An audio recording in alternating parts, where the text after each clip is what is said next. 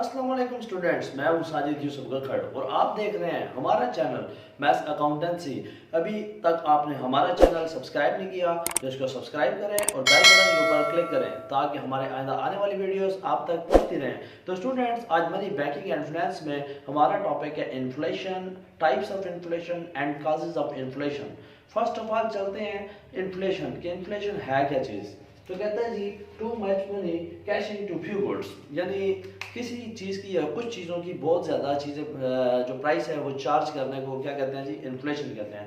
یعنی سمپل الفاظ کے اندر مہنگائی کو انفلیشن کہتے ہیں۔ جب ہم زیادہ پرائس چارج کرتے ہیں کسی چیز کی، دیٹ از کالڈ انفلیشن۔ یا a continuing increase in the general prices، جو پرائسز کے اندر پروڈکٹ کی پرائسز کے اندر کنٹینیوسلی چینج آتا رہتا ہے، انکریز آتا رہتا ہے، دیٹ از کالڈ انفلیشن۔ تو بچوں یہاں پر آپ دیکھیں کہ فار ایگزامپل یہ مارکر آج مارکیٹ سے میں 30 روپیز کا لیتا ہوں تو 1 ویک کے بعد یہ تقریباً مجھے 35 روپیز کا ملے گا، اور 1 منتھ کے بعد یہ ہو جاتا ہے جی تقریباً 40 روپیز کا۔ تو یہ آپ کا جو چینج آ رہا ہے پرائس کے اندر انکریزنگلی، تو دیٹ از کالڈ انفلیشن۔ جو پروڈکٹ کی پرائس انکریز ہوتی ہے، بڑھتی ہے، یعنی چیز مہنگی ہو جاتی ہے مارکیٹ کے اندر، دیٹ از کالڈ انفلیشن۔ تو اسٹوڈنٹس اب چلتے ہیں انفلیشن کے بعد، اگر آپ کو انفلیشن کا سمجھ آ گئی ہے تو اس کی ٹائپس کی طرف چلتے ہیں کہ انفلیشن کی کون سی ٹائپس ہو سکتی ہیں اور کتنی ٹائپس ہو سکتی ہیں۔ First of all creeping inflation یا سلو انفلیشن۔ کریپ کرنا، جیسے سانپ رینگتا ہے، سانپ کریپ کرتا ہے، آہستہ آہستہ چلتا ہے، تو آپ کی انفلیشن کے اندر لیس دین 3% چینج آتا ہے پرائس کے اندر، یعنی 1%، 2% یا میکسیمم 3% تک چینج آتا ہے، that is called creeping inflation. یعنی آپ کی جو پرائسز ہیں وہ بہت زیادہ سلو جو ہے وہ انکریز ہوتی ہیں، دیٹ از کریپنگ انفلیشن۔ تو کریپنگ انفلیشن کے بعد ہم بات کرتے ہیں واکنگ انفلیشن۔ 4 نمبر پہ لکھی ہے لیکن ہم اس کو ڈسکس 2nd نمبر پہ کریں گے۔ واکنگ انفلیشن ایسی انفلیشن جس کا جو چینج ہے انکریز ان پرائسز جو آتی ہیں وہ 3% سے لے کر 10% تک، یعنی میکسیمم جو ہے 10% یا 10% سے کم یا 3% سے زیادہ، یعنی کسی پروڈکٹ کی پرائس میں 4%، 5%، 6%، 8%، 7%، 9% یا 10% تک چینج آتا ہے، that is called walking inflation. Next ہے گلوپنگ انفلیشن۔ گلوپنگ انفلیشن کو جمپنگ انفلیشن بھی کہتے ہیں، یعنی ایسی چیزیں جس کے اندر 20% یا 30% جب پرائس کے اندر ان کی پرائس کے اندر انکریز ہوتا ہے 20%، 21%، 25%، 27% یا میکسیمم 30% تک، یعنی آپ یہ کہہ سکتے ہیں جب پرائس کے اندر انکریز ہوتی ہے 20% یا 30% تک، that is called jumping inflation اور گلوپنگ انفلیشن۔ نیکسٹ اس کی ٹائپ ہے that is called hyper inflation. Hyper inflation کو ایکسٹریم انفلیشن بھی کہتے ہیں۔ ہائپر انفلیشن سے مراد یہ ہے کہ جب ایک دم پرائس کے اندر بہت زیادہ چینج آ جاتی ہے۔ فار ایگزامپل کسی پروڈکٹ کی قیمت آج 200 روپیز ہے اور جب آپ اگلے دن صبح اٹھتے ہیں تو آپ کو پتہ چلتا ہے اس کی پرائس 1500 روپے ہو گئی ہے، یعنی ایک دم 200 روپے کی چیز 1500 پہ چلی گئی ہے، یا 500 کی چیز 2000 پہ چلی گئی ہے، یعنی بہت زیادہ اس کے اندر جب چینج آتی ہے 2000%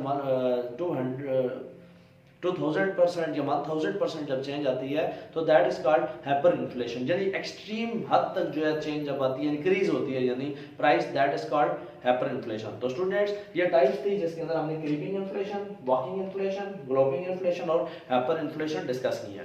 تو ٹائپس کے بعد اب انفلیشن ہوتی کیوں ہے، اس کی کچھ کازز ہوتی ہیں۔ تو کازز کو ہم 2 گروپوں کے اندر ڈیوائڈ کر دیتے ہیں۔ وہ گروپس کون سے ہو سکتے ہیں؟ فرسٹ آف آل آپ کہتے ہیں ڈیمانڈ پل انفلیشن۔ جب چیزوں کی ڈیمانڈ بڑھتی ہے تو انفلیشن وقوع پذیر ہوتی ہے، یعنی جب ڈیمانڈ لوگ زیادہ کریں گے تو چیزوں کی قیمت آٹومیٹیکلی پرائز مارکیٹ کے اندر زیادہ ہو جائے گی، مہنگی ہو جائے گی۔ اب اس کے اندر کچھ پوائنٹ ہم ڈسکس کرتے ہیں۔ First of all increase in money supply.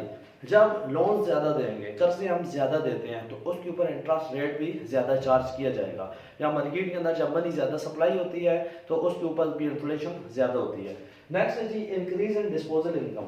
جب لوگوں کی سیلریز بڑھ جاتی ہیں یا ان کے جو ڈسپوزل انکم ہے وہ بڑھ جاتی ہیں تو ان کی ضروریات زیادہ ہو جاتی ہیں۔ جب ضروریات زیادہ ہوتی ہیں ڈیمانڈ زیادہ ہوتی ہے، جب ڈیمانڈ زیادہ ہوتی ہے تو پرائسز چیزوں کی بڑھ جاتی ہیں، اس وجہ سے بھی انفلیشن ہوتی ہے۔ نیکسٹ ہے increase in public expenditure. Public expenditure یعنی ہاسپٹلس بن جاتے ہیں، پارکس بن جاتے ہیں، یا انٹرٹینمنٹ کے پوائنٹ پبلک کی طرف سے گورنمنٹ کی طرف سے بنا دی جاتے ہیں، تو وہاں پر پبلک جاتی ہے تو پھر پبلک سے ٹکٹنگ وغیرہ کے ذریعے اور ڈفرینٹ صورتوں کے اندر ان سے پیسے ٹیکس کی صورت میں کلیکٹ کرتی ہے، جس کی وجہ سے انفلیشن بڑھتی ہے۔ نیکسٹ ہے جی چیپ مانیٹری پالیسی۔ जब मॉनेटरी पॉलिसी चीप होती है यानी बोरिंग ज़्यादा हो जाती है, कर्जे ज़्यादा लिए जाते हैं, तो उसके ऊपर कर्जों के ऊपर सूद देना पड़ता है, जिसकी वजह से इन्फ्लेशन भी बढ़ जाती है। नेक्स्ट है डेफिसिट फाइनेंसिंग। डेफिसिट फाइनेंसिंग से भी ये मुराद है कि जब गवर्नमेंट पब्लिक से लोन लेती है, जब पब्लिक को डिबेंचर्स इशू करती है और उनसे मनी कलेक्ट करती है, फिर जब वो रीपे करेगी तो उसके ऊपर इंटरेस्ट रेट भी देना पड़ेगा।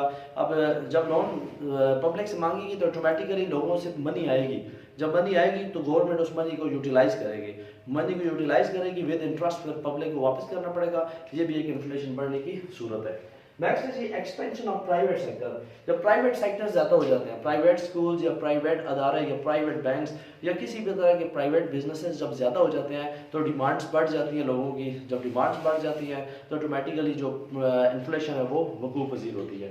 नेक्स्ट है जी ब्लैक मनी। ब्लैक मनी की सूरत में भी लोग टैक्स अदा नहीं करते हैं, ठीक है, स्मगलिंग करेंगे या टैक्स को हाइड करेंगे, जिसकी वजह से इन्फ्लेशन बढ़ेगी। नेक्स्ट है जी repayment of public debt.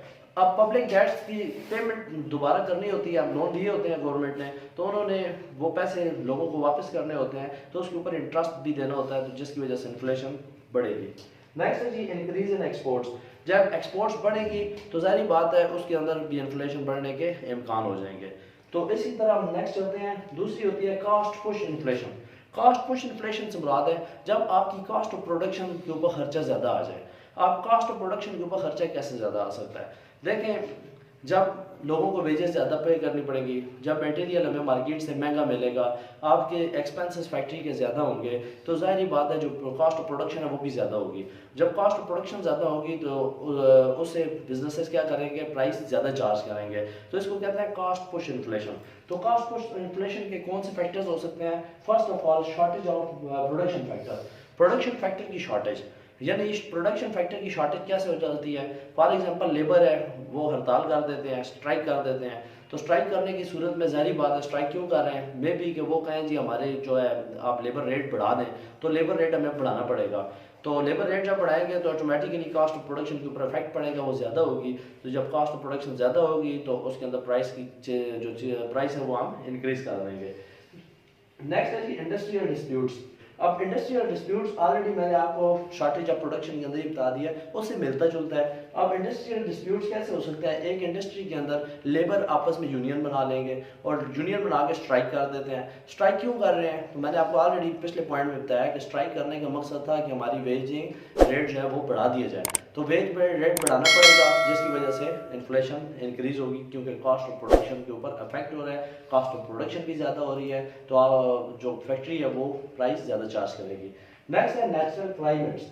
Natural climates आ जाते हैं जैसे सैलाब आ गया है या ज़लज़ला आ गया या कोई इस तरह की आफत आ गई है, कॉन्टीजेंसी सर्कमस्टेंसेस बन गए हैं, जिसकी वजह से उन्होंने अपने जो प्रोडक्ट है उनका ऑटोमेटिकली रेट को क्या कर देना है, ज़्यादा कर देना है, क्योंकि वहाँ पर उन्होंने अपने लॉस को कंप्लीट करना होता है, लॉस को रिकवर करना होता है, जिसकी वजह से वो प्रोडक्ट की प्राइसेस ज़्यादा कर देते हैं और उनका ऑटोमेटिकली जो लॉस है उसके अंदर से प्राइसों के अंदर से आहिस्ता आहिस्ता रिकवर होना स्टार्ट हो जाता है। Next one is artificial scarcities. Scare करना, किसी चीज़ को नायाब कर देना, कम कर देना। फॉर एग्जांपल जैसे कि चीनी को मार्केट के अंदर से आर्टिफिशियली जो है उन्होंने गोदामों के अंदर क्लोज कर दिया और कह रहे हैं जी मार्केट के अंदर चीनी नहीं है, कम है, नहीं आ रही है, तो ऐसा ऐसा उसकी प्राइस को ज़्यादा करके स्लो मार्केट के अंदर सप्लाई करेंगे, लेकिन उसकी प्राइस एकदम क्या कर देंगे, ज़्यादा कर देंगे। यानी कभी कभी ये मार्केट के अंदर होता है, किसी प्रोडक्ट को मार्केट के अंदर से उठा लिया जाता है, कम कर दिया जाता है। जैसे सब्ज़ी के अंदर देखें, टमाटर कभी मार्केट के अंदर से कम कर दिए जाते हैं, या शुगर जो है वो कम कर दी जाती है, या किसी भी एक ज़्यादा इस्तेमाल होने वाली प्रोडक्ट को नायाब कर दिया जाता है और फिर बाद में उसकी डिमांड बढ़ा के लोगों को ज़्यादा प्राइस के साथ सप्लाई की जाता है, जिससे इन्फ्लेशन बढ़ती है। तो next one is increase in exports. Already मैंने आपको बता दिया, एक्सपोर्ट जब बढ़ती हैं, एक्सपोर्ट ज़्यादा होती हैं, तो उसके ऊपर भी इन्फ्लेशन बढ़ जाती है। Law of diminishing marginality. और लास्ट वन है जी इंडस्ट्रियल फैक्टर्स। जो इंडस्ट्रियल फैक्टर हैं उनकी वजह से भी जो इंडस्ट्रियल फैक्टर हैं उनकी वजह से भी जो है इन्फ्लेशन बढ़ती है।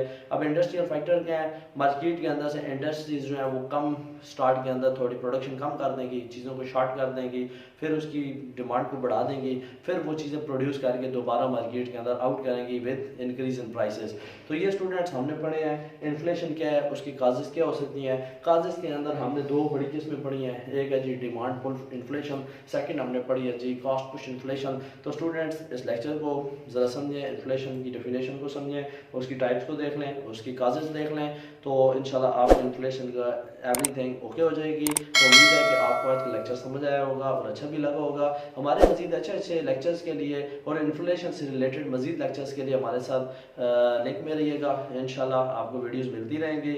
इंशाल्लाह मिलते हैं नेक्स्ट वीडियो में, तब तक के लिए इजाज़त, अल्लाह हाफिज़।